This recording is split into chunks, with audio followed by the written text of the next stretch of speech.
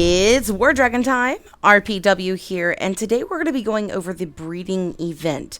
Here should be a pretty cool quick guide that will help you not only in this event, but in future events coming up. I also have a 101 breeding guide in my event guide series, so be sure to check that out.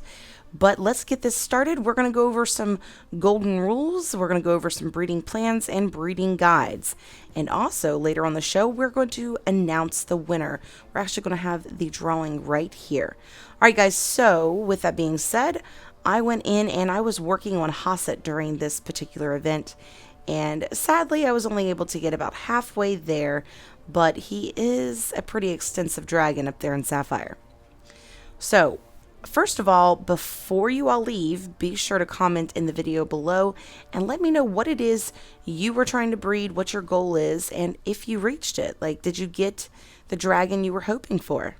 All right, let's go over my 3 golden rules when it comes to the breeding event. So the first rule is, do not spend your mystic fragments or your egg tokens outside of the event. These are going to give you points during the breeding event, so if you're breeding between events, you're really losing out. You're only having to wait a month for another dragon, so it's not really that bad. So be sure to save those back and not utilize those between the events. Now, golden rule number 2 is to ensure that you go and collect those tokens. Every day you're going to get to collect so many tokens from your team, as well as the ability to go collect tokens through your egg token missions. And if you're not doing these, you're really missing out on quite a bit. And the golden rule number 3 is have a plan. There are breeding plans out there that have been designed to help you. So we're going to go over that a little more in detail in just a few minutes, but I'm telling you that third rule is a big one. It's not only going to help you decide what you should get next, but it's going to save you loads of tokens in the end. Now, I personally did not understand the breeding guides when I was, just a wee little player, and I didn't really go by them because I've tended to really just go towards what I should get next in order to get my dragon to its next level. So, for example, my event dragon, I wanted to get it to a sapphire level, so I would look and see what I had and what I needed to get that dragon evolved, and I would go for whatever I could get to first. Now I'm at that standstill where it's like, okay, so everything is really difficult to breed at this point. So I am also going to be working off the breeding plans. Now, I have always used breeding guides. Don't think that I have not done that. I have always done breeding guides. I just never really followed a plan because I really didn't know that there was plans until I think I was in probably just going into gold. So with that being said, I don't know. I just, at that time frame, I skipped 6 dragons in the gold, and then I skipped 6 in the platinum, and I went from there, and then ended up going back to the gold and breeding like really easily because the dragons were only worth, I only had to breed one of the things. So like you see here, there are 6 different eggs that your tokens are going towards. Well, in the gold section, I think there's like 3 to 4 depending on the type of dragon you're having. Well, when I went backtracked and I went to the gold, there was only 1, and it was the one I needed to breed. So like every token would go to that specific egg. I don't know if that's something that actually helped me or if it's something that hurt me in the long run. I'm not sure, but I'm pretty happy with my results. But because I kind of just went off kilter, I could have wasted fragments and egg tokens. So what I want to suggest to all of you is that you at least have some kind of guide. There are all kinds of guides out there, and we're going to go over those really quickly. We're going to go out into the World Wide Web and check those out. Now, there are a few different people that do these guides. Red is one of the largest that I know of, and I'll actually share this link in the video description below. But with hers, you can go in and you can actually utilize this tab to look at this. So you can actually share this pretty easily with your teammates. Now, it says that this is a breeding path designed from Red through Obsidian to give players a strong roster. Now, in the basic tab, she's going to go over and give you the information that you need, basically to breed these, what it's going to cost you in tokens, and of course, all the other little things like, for example, who's its parents, what best parents to use to get that, particular dragon, and you can work your way down. So you're just literally going to work down this path until you reach where you want to go. So it can be a little confusing, especially whenever you look at the first one, you're like, well, I don't even have that one. So you may have to work towards getting your dragons up to and like leveled out with her plan before you really get it started. Outside of that, this is a great one. Now in the detailed tab, she's actually going to also give you the details as to whether, like for example, Habric there is an optional dragon. You don't even have to breed it. And then for the do not use in bold, she's telling you not to waste your fragments on these. And then she's also got where it's good to use, poor to use, whatever. So there are going to be a lot of cool little details to help save you not only tokens, but fragments, and help you get this through quicker. Now, there are a few others. For example, we'll scroll on down here. We've got Superman's. Now, from what I understand, and I don't know that this is true, Superman has been doing guides for a very long time, and his are actually more targeted for the higher level, dragon breeding. So if you're up in Garnets or you're working your way past Garnets, he's going to be a really good one for you. But I hear rumors that he's not keeping up with this anymore, that it might be outdated. However, I've really looked at both of them, and they're very, very similar. They're very, very similar. So if this is easier for you to share, for example, the fact that there's images you can actually post to your team's wiki, then it's not going to hurt anything. Now, that is also the one that they're actually sharing on wardragons.info, which is my #1 site to refer you guys to for anything you might need to look up when it comes to War Dragons. Now, we'll go ahead and just type in, and this is all you have to do, guys. Put in War Dragons, breeding, and you will find loads of information. So, Amoeba Studios, again, I think this is another one that that rumor has it. It's not kept up with as much as it was. And then there is a new one called, what is it called? I can't remember. Master.Dragons, War Dragons or something like that. But down here, we also have wardragons.net. There are loads and loads of sites. All you have to do is search them up. Now, it can be a little confusing when you're looking at one of these breeding guides or these breeding plans. So I really would like to go over this a little more in detail with you, especially if you're low level, because I know that the first time I looked at one of these, I'm going to be honest with you, I was overwhelmed. It's a long list of names, and I think that can be very confusing for low level players. So I am going to try to make it a little more understanding to you, so that if you're low level and you're looking at these guides, you understand how to read them and how to best put them to your use. So let's go over that next. Okay, when it comes to the breeding guide, I've pulled up Superman's guide only because it comes in an image format that I can kind of work with here with you guys. And I kind of just want to show you exactly how to utilize these, how to read them, because like I said before, I remember when I first started, when I would look at one of these, I was just like so overwhelmed. So let's talk about the way this particular one goes, and it'll kind of help you understand the others a little bit better. So in this graph, you're going to have your first one, which is your step. And basically this means step 1, you're going to breed this dragon. Step 6, you're going to breed these dragons until you complete whatever the children are in that particular line. Now, the second row here or column is parent. And then the next column over is the second parent. And then the last column, or next to last, is the child that they create. And then the very last column is going to be how many tokens it's going to cost you to get them. So when you first start, you're going to notice, for example, that some of these dragons don't necessarily need to be bred. For example, you're going to have Draco, you're going to have Hexed, and you're going to have Frigg. Okay? Your whole goal at this point would be to get your dragon over here. You're going to want to try to breed all these over on this end. So your first dragon you're going to want to breed is Zen. So this is just the parents. These are the dragons you're focused on. Zen, Leviathan, Eryx, Hantu, Merc, etc. Now, let's say for some reason you did not start with a breeding guide and you're like, well, I've already messed up then. What do I do now? Because I've got all these random dragons at this point. Well, there is something you can do. So let's say, okay, I've got all of these dragons all the way down to Grip, Klax, Glog, Gog. And that's all you've got.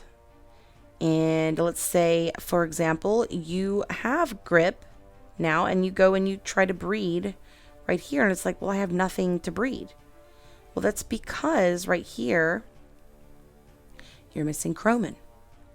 Or let's say you do have something to breed, even though you don't have Chromin. But, by default, you're able to breed something anyways. Well, the reason why you want to go by the guide or whatever is because this is going to give you the least amount of tokens spent out for these dragons. So that's the reason. So if you're going to go in and you're going to breed a dragon, make sure that the parent on the left-hand side here matches the parents that the game is giving you. And if not, you can go in and physically change that. And I'll show you guys how to do that in a minute. But in this particular situation, for me to breed these 3 dragons, I need to go back and breed Chromin. So the first step would be to go back and do step 10. And then I'm going to be able to start step 11 with a guide and start following it the rest of the way through. Now, let's say that you're way far ahead and you've really skipped a lot. Let's say you're down here. You have Gasper, for example. Actually, no, let's rephrase that. Let's say the only dragon you don't have is Gasper. But you've got Kelsis, you got Viscus, you have Garvez, etc. You've got all these dragons, but there's nothing to breed. You need these dragons over here. Look at how Gasper helps unlock 4 different dragons. So this is for 8,000 tokens. If you had gone to the right one that unlocks 4 different blank eggs, you would have gotten Gasper, half of Naga, half of Inkai finished, a third of Naga, and then a half of Hydron. Now, his guide, I hear, is actually considered outdated. I don't know for sure. His stuff is actually on wardragons.info now, so I don't know if he's actually updated this, but he's the one I choose only because I can put it in picture format and I can write all over it. You know what I'm saying? So in this particular situation, let's say you're way up here and you've got all these blank spots. Just go through, get this out, write it down, scribble on it through your iPad or your phone, and kind of just mark out what you have and what you don't. Once you get a baseline, it's like, okay, well, this is where I stop. I have nothing below this line, but I'm missing, for example, Gasper. I'm missing him. I'm missing, let's say, Habric, whatever. Then you can go backwards and you can breed those particular things, then start at step 29. So it's really no different than if you were up here at step 10. So that's how you how you read this breeding guide. Now remember, the whole goal in using a breeding guide is to use as little of the tokens as possible. All right, so remember, let's say we're trying to breed Naga. This is going to automatically go to Ith and Slinks. Now, in order to breed him, you don't have to use Ith and Slinks. Here, there's 5 eggs it's spreading between. But with Ruma, it's actually, which is what he's suggesting in his, it actually opens it up to 6 eggs that your tokens are going to go out divided to. Now, that's why I say make sure you check the different guides out there. Red doesn't even have, like, from what I could tell, I couldn't even find Naga in her list. So for hers, this is probably a non-essential dragon. You don't even have to worry about breeding. So in hers, for example, we'll go over to the red to Obsidian, and you'll notice that even though, he is a green dragon, he's not here. There's no Naga. So that really shows you there is a real big difference between everybody's guides. So she's really saving you a lot. If you don't need that dragon, then why breed it, right? So that is how you're going to, again, go through and change the parent yourself, is simply going in and changing it by clicking lineage. Once you've clicked lineage, you're going to be able to, of course, like I said, scroll up and down and choose who the parents are. And if I were you, I would go with whatever one has the least amount of eggs for you to breed between, because that means that's going to be more stuff going to that one specific one. So like in this case, you would want to go with the default. All right, so let's get back into the beginner's guide. So that was, like I said, out of my 3 golden rules, that is the third one, which is making sure you have a plan before you go in and breed. Now, the other rules were, of course, number 1, make sure that you don't breed outside. And the reason is because all these tokens are going to give you a lot of points. And if you're breeding between the events, you're really losing out on all of these points during this event. So, like I said before, golden rule number 1, don't breed outside of events. And particularly, if you have to, don't use your mystic fragments.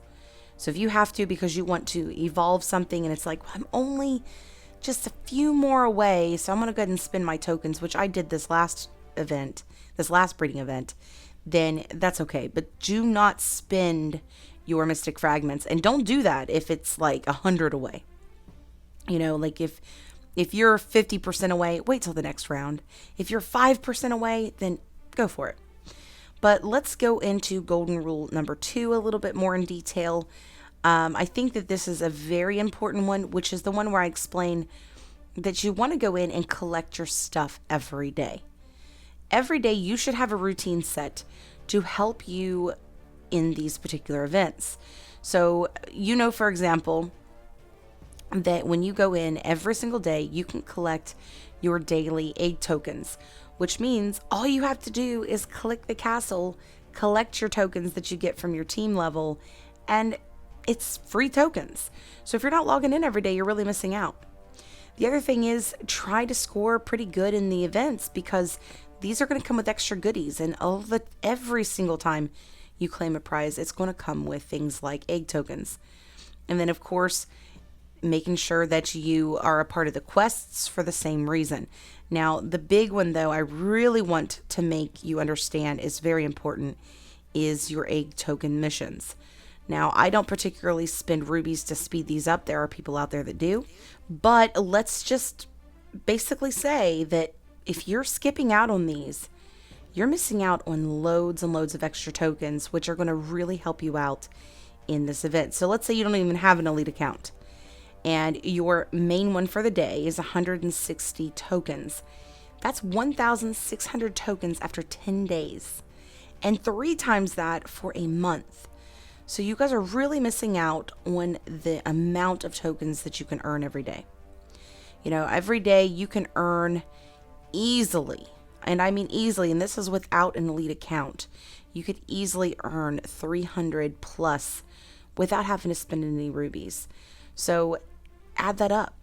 You know, that's 3,000 rubies. That's 9,000 rubies a month. So at this point, if you were doing those, you would have 9,000 extra tokens for your next breeding event. So be sure to get in there and do those. Those are far more valuable than I think a lot of people realize.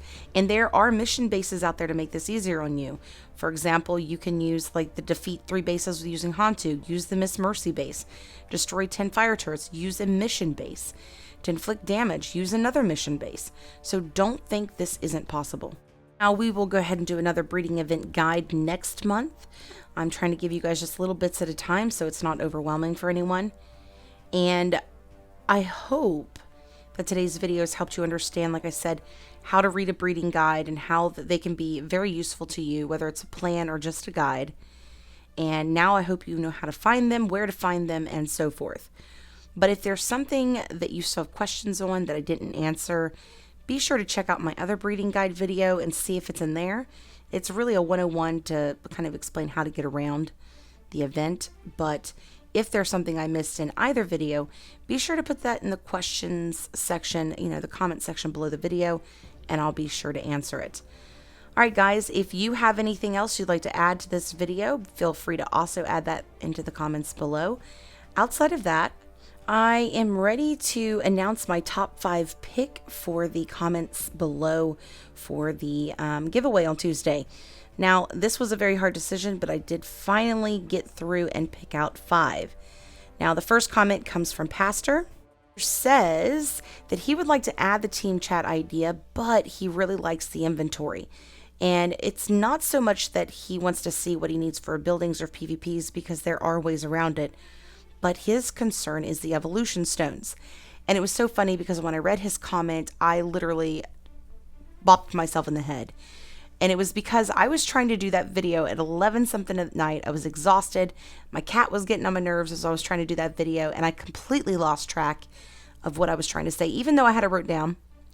And when I got to the part where I said in a tab, have your eggs so that you can see, how many you've got for research and stuff, that isn't even what I meant to say, but that is what I said. What I had meant to say was an area where you can see your dragon's evolution stones.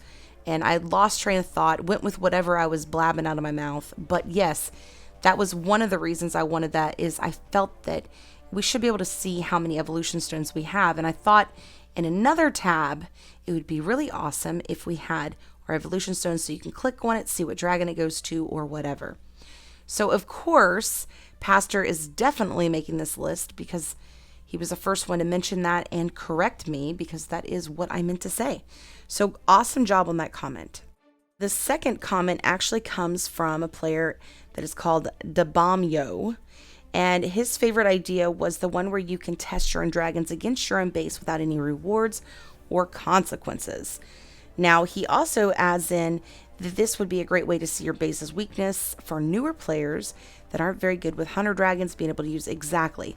So this is exactly my point, is it's a place that you can go play and practice with your spells and it not be anything that's going to give you anything in return, but you're going to be able to have an unlimited amount of play on it without using, heal potions or anything of that nature. I really think that would help. Now, the next comment is coming in from Famboli. Now, Famboli wrote that their favorite idea was the team's news tab. That she thought that this was, or he thought this was a very smart idea. And as an officer on the team, it does get confusing when there's important information.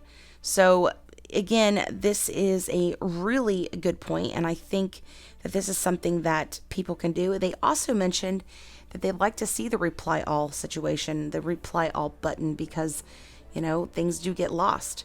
So awesome job on that comment. All right, and when it comes to the fourth person I chose, that would be Big Lad, I believe, XX.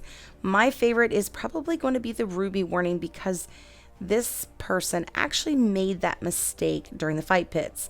So because they just spent out 2,200 rubies, I figured they should most definitely be entered into this event, because that is exactly why I want that added in to the game, because it prevents the loss of rubies. In fact, just yesterday on my alternate account, I accidentally spent over 1,000 rubies speeding something up, and there was no warning. You use a 12-hour speed up, it warns you, but if you use your rubies, it just spins them. So I would like to personally see that change ASAP.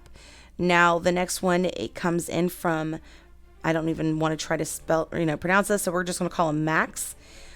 He says, I like the War Dragon assignment, or the War Target assignments, and I think it would make war so much easier on leadership. And then also the news tab. And he said this is because it's really annoying to search through all the messages for the one that actually has news in it. So, with that being said, I want to thank all 5 of those players. I wish you each best of luck.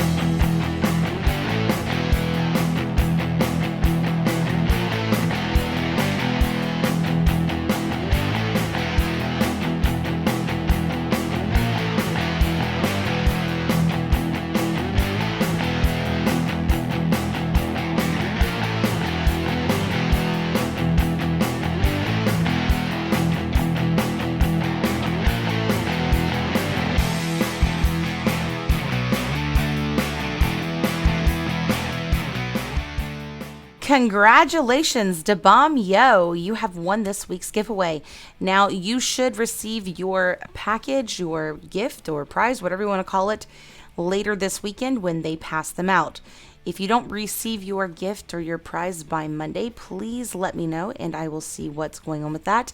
But please remember that these prizes are not distributed by myself, Royal Pain Wife, but by War Dragon. So I don't have a whole lot of control on exactly when they go out. I do know that they tend to go out on Sundays. So keep your eye out for that. And if you want to enter for a chance to win a cool giveaway, then be sure to check back on my next Talk Dragon Tuesday so you can also be entered for a chance to win. Again, congratulations to DaBomb, and I hope that this helps you with your current breeding event. Alright guys, that's it for today. Don't forget before you leave to give my video a big thumbs up, subscribe to my channel, and hit that bell for notifications. Alright, see y'all next time. Happy hunting!